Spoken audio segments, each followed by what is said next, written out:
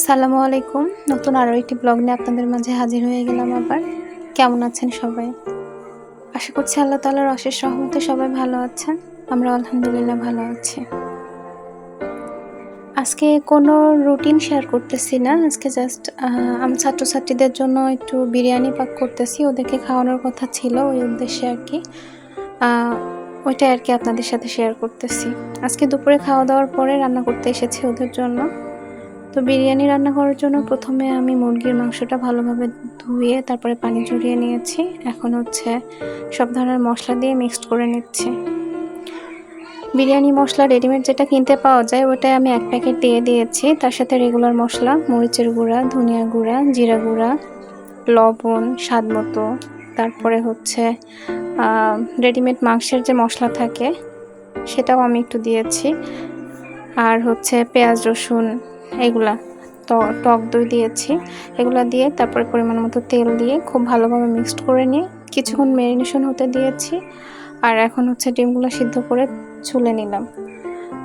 Marination হওয়ার পরে already কিন্তু আমি মাংসটা আবার এখন চুলায় মিডিয়াম হিটে দিয়ে দিয়েছি। ওটা এখন ধীরে ধীরে রান্না হচ্ছে। আর এদিকে আমি হচ্ছে আলুগুলা ভেজে নেব। নর্মালি বিরিয়ানিতে হচ্ছে আলু যেভাবে দেয় একটু বড় বড় করে কেটে ওইভাবে দিচ্ছি না, একটু কিউব করে কেটে নিয়েছি ছোট ছোট শেপ দিয়ে। এটা একটু ভালোভাবে ভেজে নিয়ে একটু আগেই মাংসের মধ্যে আমি দিয়ে দিব। মাংস আসলে ওটা জাস্ট একটু গ্রেভি ভাবের জন্য দিচ্ছি আমি। আমার কাছে কেন জানি বড় বড় ওইগুলো একটু খুব একটা ভালো লাগে না, কেমন যেন ভিতরে একটা শ্বাস রয়ে যায় মনে হয়। জানি না, এক একজনের কাছে এক এক রকম ভালো লাগা থাকতেই পারে। এটা আমার ব্যক্তিগত ভালো লাগা আর কি।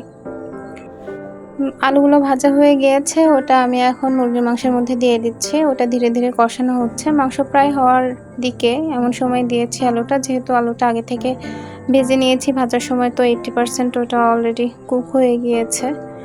আর এদিকে পেঁয়াজ বেরেস্তা করে নিলাম।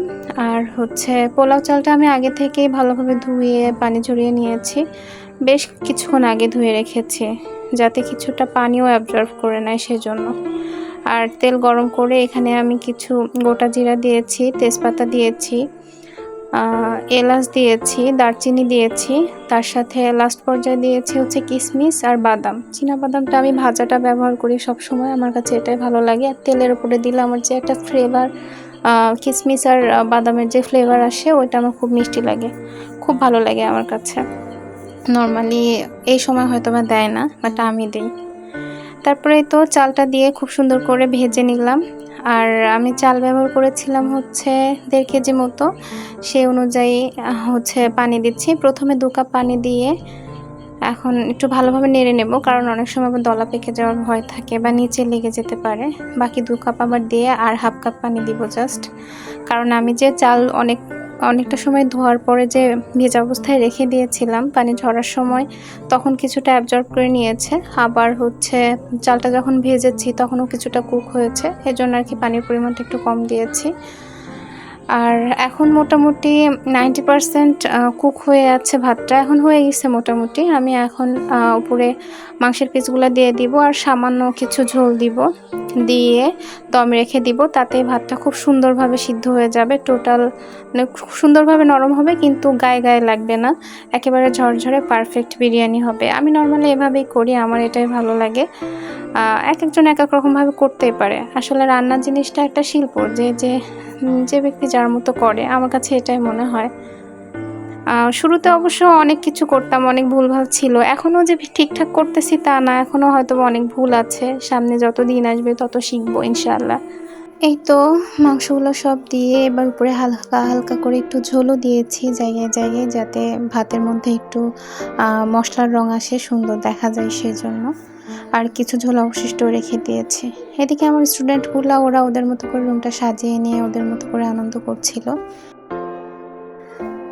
আমার ব্লগটা প্রায় শেষের দিকে চলে এসেছে। ওদের খাবারের দেওয়ার ভিডিওটা আমি ভালোভাবে নিতে পারিনি, ভালোভাবে কোনো ভিডিও করতে পারিনি, কারণ লাস্ট পর্যায়ে অনেক তাড়াহুড়ো লেগে গিয়েছিল। তো শেষ পর্যায়ে শুধু একটা কথাই বলবো যে আমার পেজটা একেবারে নতুন। আপনারা যদি আমাকে ইন্সপায়ার করেন, আপনারা আমার ভিডিও দেখার পর আপনাদের কেমন লাগে আমার ভিডিওগুলা সেটা কমেন্টে জানাতে পারেন। কোনো পরামর্শ থাকলে সেটা বলতে পারেন। আর যদি ভালো লাগে একটা লাইক দিতে পারেন। আর নতুন কেউ যদি দেখে থাকেন পেজটাতে একটা ফলো দিতে পারেন। এগুলো করলে আমার নতুন ভিডিও আপলোড করতে ইন্সপিরেশন বাড়ে।